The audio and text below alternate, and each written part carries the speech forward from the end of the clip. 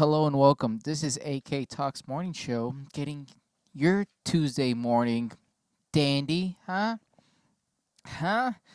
I am already kind of drunk and kind of high, so this is going to be a good old episode of the show. Let's talk about it, dude. Tony Hinchcliffe, right? You guys came here for Tony Hinchcliffe information. Uncalled for, not American. Disgusting what he did. He's disgusting. Now, honestly, I don't give a shit.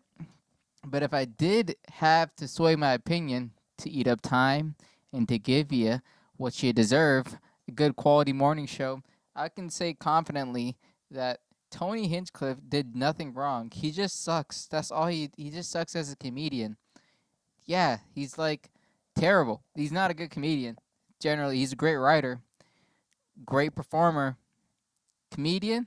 Eh, he's 2 out of 3 inside the comedy world. Like he's not worth the laugh. He's not worth the effort. I'm not even shitting on him because of the joke or anything. I just generally don't find him funny. He is a great writer. I've seen his specials and shit. I don't remember the name of it because it sucked, but I seen the specials. Great writing, great writing. That's all I can say. Other than that, he's a still fucking robot. No animation, no storytelling. He's just an insult comic, and he insults like a fifth grader. He's just confident when he does it. That's the only difference between him and any other fifth grader. Do I think the joke is creative? No. I was like, okay, what else? Is that the tag or the punch? Like, that's such a bland fucking statement. I don't. I didn't find it. I didn't even notice it as a joke. I thought it was just like a stupid statement. I thought it was a premise. It was a great premise. He could move on forward if he had any other skill, but great premise. Other than that, should you cancel him? Should you hate on a nigga? No, that's what he does. I don't know why is anyone surprised. The insult comment insulted people. The end. It's not.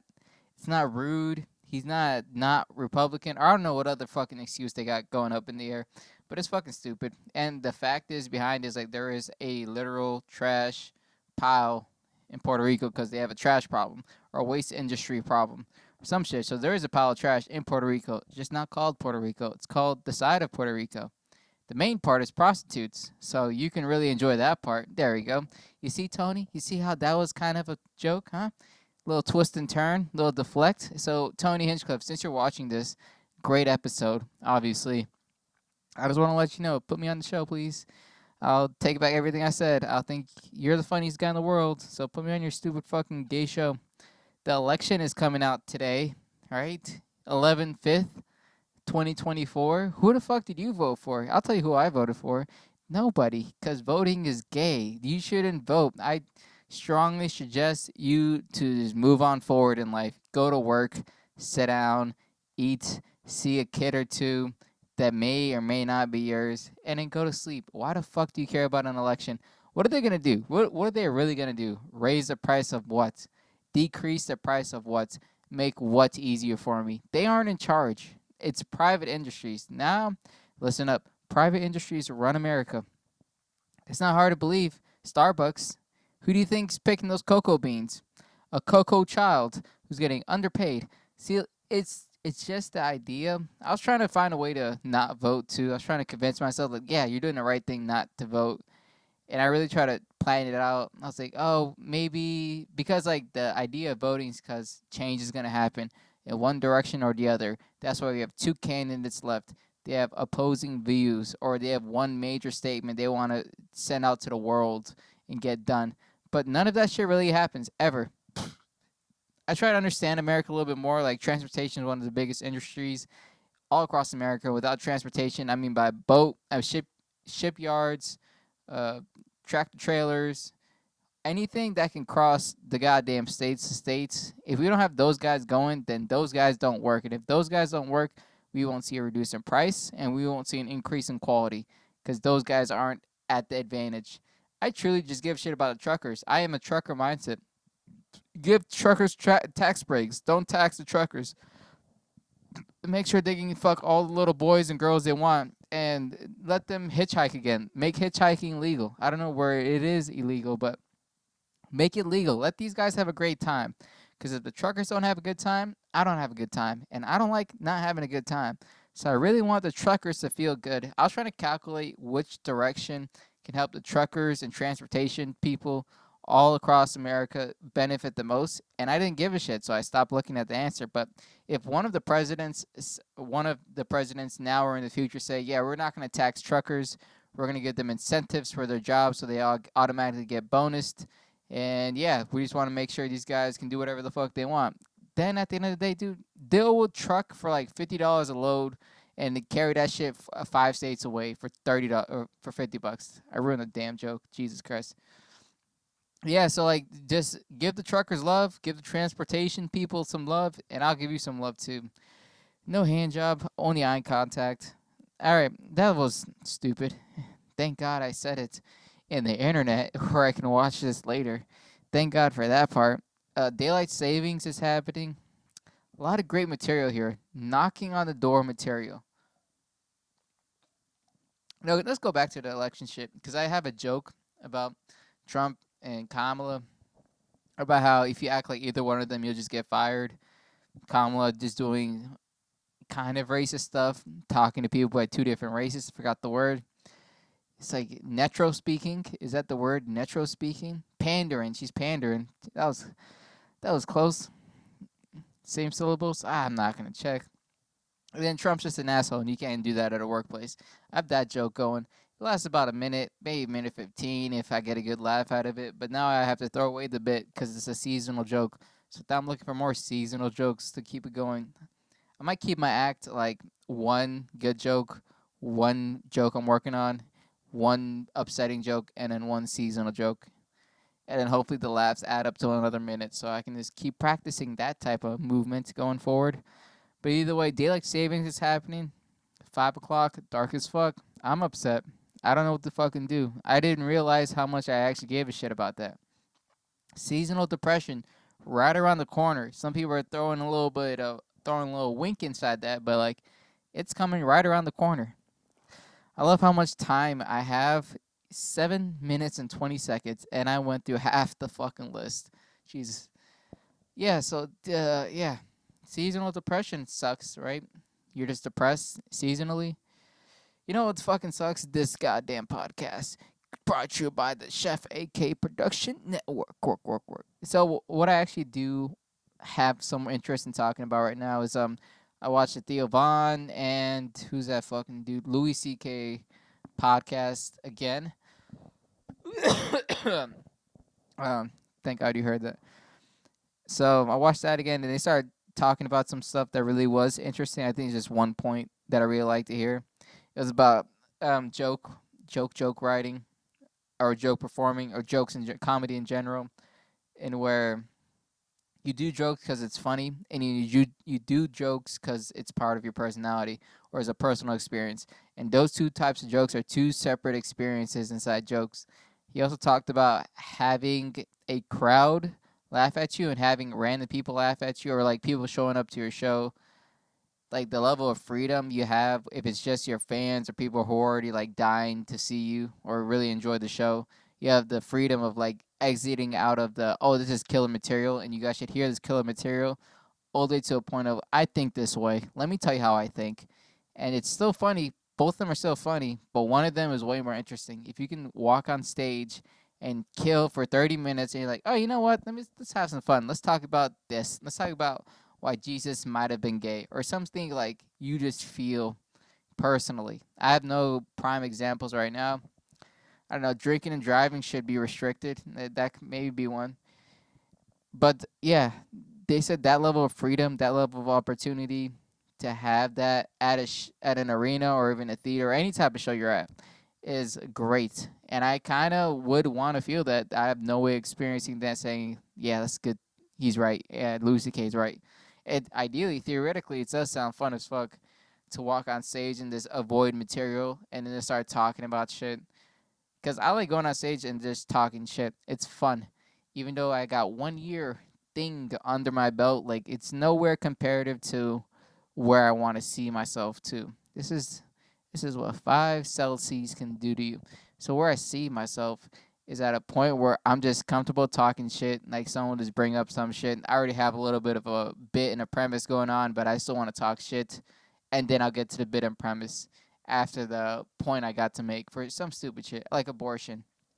Obviously, abortion is fair if you get raped or you're fucking people you didn't want to fuck. But if you're on your ninth or 10th one, at that point you need to get a you're gonna get a stipend or some shit. Like you got to pay double or something weird or something where it's like, yeah, like it's not it is your fault now. After five, it gotta be your fault. You gotta be doing something different. Did you get raped 5 times in a row? Maybe stop walking that way, huh? You fucked your brother 5 different times. Maybe stop fucking your brother or ask him to wear a condom. Like there's a level of like abortions to get where they should just give you a questionnaire. It's like you need to write a good reason why you need to get your sixth abortion. Like you can say that and then go right to your abortion joke and have fucking fun. Do I believe in the first part? Strongly. I'll die for those opinions. I will literally sacrifice my life for it. No, it's just what I want to talk about that moment. If I got an abortion earlier that day, I'll talk about it a whole different way. Maybe in a more lighthearted approach. Like, yeah, abortion, Go-Gurt, library, just part of the hit list. We had no problem. Yeah, we're filling out our punch cards. After 6, we get a free froyo or some stupid shit like that. But that experience or that conversation that they had together was eye-opening because they truly understand that because they live it day to day or show to show. And they have a genuine interest. Like, yeah, this is the best fucking feeling of talking shit after you're killing. And like, yeah, yeah. And I'm over here saying, yeah. So that's why I had to spend 4 minutes talking about that. That's such a good idea. Also talked to a good old friend of mine. Shout out Angel Penn, that Dominican motherfucker. He's telling me about the experiences of writing. I'm hypothetical. I'm saying a fucking stupid story. I was talking about writing and the opportunities that I got already doing what I do, and I'm trying to expand my audience or or go to a bigger audience and level up and shit. And he's like, you have to write clean. That's the fastest way to the top. Not to the top, at least to the middle. And personally, I never agreed with writing clean. I was like, dude, just write what you think. If it's dirty, it's dirty. If it's clean, it's clean. Don't focus on one special lane because you want to specialize in this type of humor. I'm like, dude, just talk shit. Just go upstairs. I mean, go upstairs. Yeah, go upstairs and talk shit. We're all in the basement. But he pointed it out. Oh, fuck. Swallowed the throw up. He pointed it out that writing clean can get you opportunities way more than you think, and you actually can get paid so you can be doing this full time and have a real contribution. Because once comedy becomes your full time thing, that's how you eat and sleep. You gotta fucking figure it out. And I like that struggle idea. I am not struggling through that right now. I kind of have a job, so I'm not struggling through it right now. But that mindset is fucking interesting. It's alluring, right? If you just have to do comedy to eat and sleep, you're gonna do a fucking well damn job, dude. Because your eat and sleep might get fucked up. Your ratio just might be 1% eating, 99% sleeping, because you can't afford to eat. You want to get that balance again, and that balance should be applied under pressure. Because if it's applied under pressure, it's fucking gold. That's or whatever diamond shit. There's a saying. But yeah, that sounded interesting. I tried to write clean over the week. Did not kind of work. I kind of got a joke about going to the mechanics. It's kind of clean, but I sexualized my car the whole time. I don't know. I don't curse. I really don't curse, but I do sexualize my car a lot. It was a good conversation too because I didn't really realize it. I didn't really think that writing clean was a big old deal at the end of the day. I thought you could just move up to move up. But no, if you write clean, you do get more opportunities. Someone else has told me about this shit. Shout out Vaughn, Michael. And he was explaining it to me like you get more opportunities out of state, longer times, paid gigs. There's a whole bunch of shit to increase your experience. Because one, you're moving out of your own audience. Two, you're getting a whole lot of stage time. And three, usually it's a bigger audience, 50 plus people, from just doing a regular show inside your own city. It's at a whatever shitty ass random city. Plus, you get different types of people who actually have jobs and careers, but who would actually support you financially. Like, I've personally seen it where some dude's like, "Oh yeah, I fucking love your shit, dude. Can I find you on anything else, please? I really want to see you do good. Have you tried Kill Tony? Have you tried this, that, that? Like, they just really want to see you eat." and that's a pretty great audience to meet, I believe. Even though I never pictured them as I don't know. I don't know those people or seen or done a set in front of random people like that, so I can't tell. But I generally didn't think those were my type of people. I just like douchebags. Douchebags are my audience. I feel like they should be. He also emphasized the audience of females because I mean the ladies. Because if you get a lady audience, they will go to your show willingly and bring their boyfriend willingly too. And so you just do you do women comedy, you know, the shit that's not funny, and then he just do dude comedy where it is funny, and then you can capture the dude or some other stupid shit like that. But he said making women laugh is way more of an objective than making dudes laugh, because this is like the level of strength inside your comedy. He just says you suck. That's all he's trying to say. You fucking suck. Make a girl laugh. Make a prickly hair, blue hair bitch laugh, and see how funny you really are. That's what he tried to explain to me, but he didn't say anything like that. So I did my research. I kind of figured it out. Like he wasn't lying. Watch some old Bill Burr. There's a video online on the Carolines. Same thing with Louis C.K. and Patrice O'Neal. Even though Patrice never ever cleaned, I think he never cleaned it up too much. I don't know. I don't know this nigga. What am I saying? The experiences I've seen online, that's my only idea of him. He's not really clean. Louis C.K. has some clean jokes. Bill Burr has some clean jokes. It's just like observational humor, more of a personal piece, not like, you know what fucking sucks. He doesn't go off like that. He's like, hey, this is kind of weird, right? And does a joke like that. I hope this fucking makes sense, and I'm not just fucking talking to myself here, cause I am, and it's fun. So yeah, I'm trying to write clean. I'm trying to have a good 30 minutes of clean shit so I can just walk around town and have it. And just in case nothing really works out, I'm like, oh, these guys don't want clean, they want dirty, and I can take out any of my material I have right now. What else I do? Well, what's a drive out? What the fuck does a drive out mean? Back to all right. Let's find this shit. I did a couple mics. I did 3 microphones comedy over at Artemis 1 Simple Bar 2 Eckington Hall 3. If you're in the DC area, if you're stopping by, please go check out the local open mic scene so you can find a good reason to clock into work tomorrow. For Artemis, I fucking bombed. Simple, bombed again. Eckington Hall. Eh. Only reason I bombed for Artemis, I believe, is not because I suck, obviously. It's not because I'm not talented. Clearly, dude, you're listening about 18 minutes ish, so you know how much talent I got in my little bitty bowls. That was just microphone wasn't working.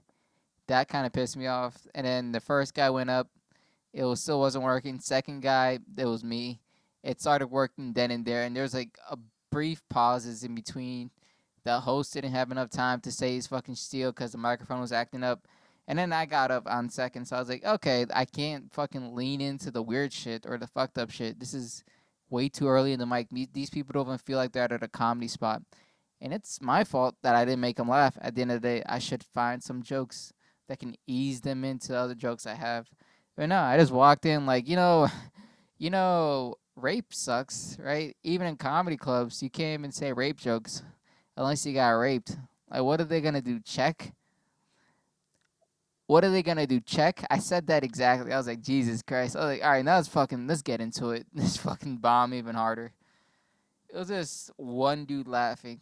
Thank God, at least he gave me the pity. He's like, one dude is like, ha ha ha, ha ha ha ha. And he talked to me after. He's like, yeah, dude, you did a good job. I was like, no one laughed. How did I do a good job? He's like, no, but the idea, the idea of you doing this in front of a good room or another room could be great. I was like, thank you. Fuck am I going to do with this information? Run to the hills? Jesus. Yeah, thank you. I should be inside the other room where everyone should have laughed. Can you name it? Can you fucking find it for me? What are we doing? Doherty, a fucking explorer? Is it in your backpack, sir? Where is it? Where is this? All right. I'm not gonna shit on him. He's the only nice guy there. He was a cool fucking cat at the end of the day. Black power with him. And then I did a simple bar. I did actually another thing before simple. It wasn't comedy. I tried to make it comedy, but it wasn't. It was a strange event. That's all I can call it. it was a like a speakeasy type of vibe, even though it wasn't a speakeasy because I asked two different bartenders, like, don't say that. But it was like an underground next to the railroad type of bar, real nice, real fancy, and then inside Georgetown. And a couple events, two events were happening. Our event and another event. Other event was a Harvard graduation reunion 20 years in. Bunch of gay guys in sweater vests, and then our spot was a PowerPoint presentation. Yeah, that was it. That was it. And the Harvard grads were like 3-1 to us. We were like only 10, 15 people there. And the whole idea is like one dude. I'm not gonna shit on him. I'm not. But he is an interesting guy. Like if you saw him for like an hour, you would want to watch him for another 31 days. He's a strange individual. I don't know if he has any type of disorders or anything, but if he's healthy and he looked healthy, he has a job, he's organizing events. That's another high skilled thing to do. I can't do it. He's doing it, but he's a strange motherfucker. That's all I can say. And we're just making PowerPoints. And I told him, he knew I was a comedian. I was like, is it supposed to be funny? Is it supposed to be entertaining or anything? He's like, it could be about anything. It's a free flowing PowerPoint. I was like, okay, let's try this out. So I did my PowerPoint on which race is the most attractive. And it was quite a distinct amount of information compared to the what idioms mean, and another one was is cats liquid, but there was only two comedians. Another comedian did a shit about Mario or about Peach. He's calling Peach a slut or some shit. He's like, yeah, she's a slut. He didn't say it in that way. He wouldn't like that I described it like that, but that's what I thought. So everyone had real PowerPoints with about an hour, maybe four, amount of effort on into it. I did mine's a little bit tipsy an hour before, right? A little pregame and make a PowerPoint to get back on. And it went pretty weird. It was just weird because I had to explain to them I do comedy. I thought this was a comedy thing. I made this completely funny. Like the first slide was how do you find the levels of attractiveness? And I start asking people. They'll say their stupid fucking answer. And I'm like, all right, for men it's called boners, and for women it's called 3 weeks and a long conversation. And at least they smiled. It wasn't like an upset room. Even there was, I'm not gonna say that. He was a woman, right? I was not gonna say that at all. Wow, why did I go there? Why did I think about a bunch of shit? All right, so then I went to Simple Bar, a simple fucking place, an easy fucking nice, relaxed downtown. Two crackheads walking around, one shoe, the other one barely visible type of dude. Not cause he's black. It's just like you don't think that's a human. You just see him as a figure piece. You're like, is supposed to be an art? Is this a live photo? What's happening? We had those two guys, and then Simple Bar. I was on, I think, 23rd, Lucky 2-3, right? About 10:30 something in the late at night, in the late afternoon. And then I did my set for fucking all comedians, all four of them. Fucking sucked dick. But I saw my buddy there. He was a real cool cat. He watches the cast. He's a lovely caster. Can't find the name. But he's a lovely talker. There's not enough. He's a lovely pimp, a real pimp listening to this shit. And he said, because I did a black Israelite joke. I was trying to do a black Israelite joke. It didn't work out. And he's like, oh, dude, I thought you were going to say some shit from the cast because that was what the cast last week was about. I was like, yeah, I should have brought that information instead of this random factoids I made up 20 minutes ago. So, yeah, did that place and then did Eckington Hall. I think Eckington Hall, I'm not going to shit on I see, I want to shit on it, but also I shouldn't. But if I do, and the only person I promote this shit is the people who actually go there, so it'll just be like a one-on-one conversation. So I'm not gonna shit on it yet. It is a pretty cool place. There's one lady, I think her name is Remy or Romana. She's Russian. I don't know what that means. And she brings like 10 people every time, which is a blessing. Because if they didn't bring those 10 people, I'll just get on stage and just practice hate speech, not even comedy. And I did that one time on accident. I thought it was a funny fucking bit in my head because it was literally comedians in a room, three comedians in one room, and it was the first time I ever experienced that shit. I was like, wow, dude, no one's really here, so I feel like I can just say whatever I want. I was like, I raped a Jew on a train today, and I did a whole fucking story. And then I was like, my dog's fucking stupid, right? And I did a whole story. And then I said some other fucked up shit. I was like, homeless people are gay, right? Or some stupid. I was making fun of homeless people after. And then I never got on that mic again. I never cut on it. And I didn't realize that they were successful, that they started doing shows and producing more shit and have a lot more people that they have. Like, I should have fucking stayed professional and done the jokes, but now I was like, no one's here, so I can say this shit in a microphone now. I was in that mood, but that fucked me over. But what was it talking about? Eckington Hall, yeah. So yeah, um, shout out Christian some shit, Filipino dude. I asked him to get on the cast, did not follow through. High quality production level here. My booking is unbeatable. I want to get that nigga on. He's hilarious as fuck.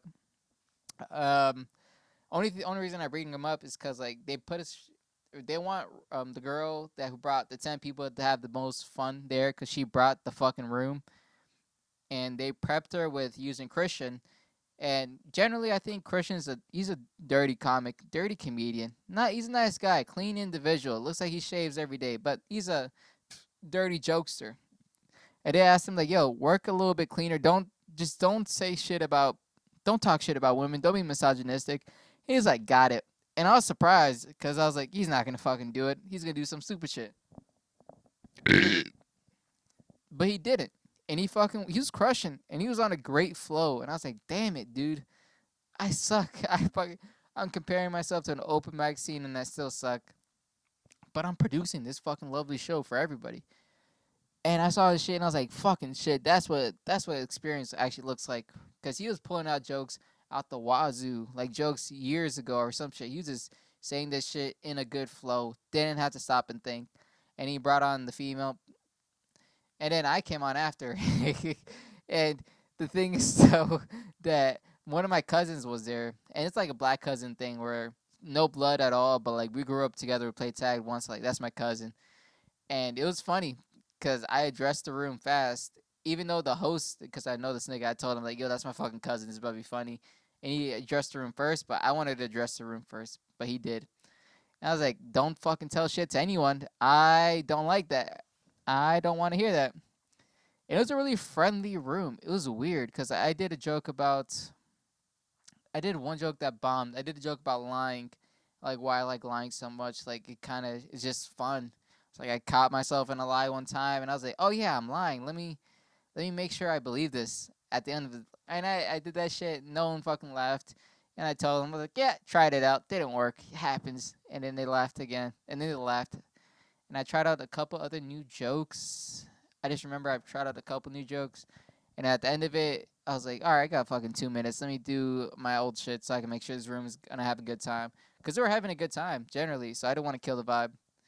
But it was a weird thing, cause like I noticed two of the girls lean in while I was talking, and that was like a level of interest. I think I'm a little bit on the horny spectrum, so I can't really tell if you're not trying to fuck. Are you trying to? What else are you trying to do as a human being? So I realized that, and it was kind of weird. And it was people my age, just different. It was like different races and people. It wasn't all black people. It was just people my age, and they found me generally interesting. I got one old minute here before I have to go and get queer. Big things happening this week. Big things. I am I am doing a mic tomorrow for election day. Am I doing jokes about the election? No, I'll just do random other jokes. And then after that, oh yeah, the big thing was I was trying to go to another state and do comedy. I was trying to go to Baltimore, that is Maryland, that is another state, and I was trying to go to Southern Pennsylvania because there's a helium or some, I think it was helium or some shit. I try to go on and Richmond, Virginia. Those are the big three that I want to go because it's two going up, one going down. I got no going east right now, but I got two up and two down, and then one down. I mean, and I'm trying to do that for the networking opportunities to shake more hands so people can be more comfortable. Because when I was over at the New Jersey mic, I just remember that I put on a dude to the DC mic list, and he was pretty hyped up, and it was pretty cool. I was like, oh yeah, this is what comedy is about: shaking hands. I mean, doing your thing and shaking hands. Like That's all it is. If you find someone else funny, promote them to your own scene. If you think you're funny, then it doesn't matter. If someone else thinks you're funny, they'll promote you to their scene. But either way, this has been my 30 minutes of this fucking stupid gay ass week. I am AK, and I hope all of you guys have a very classy day.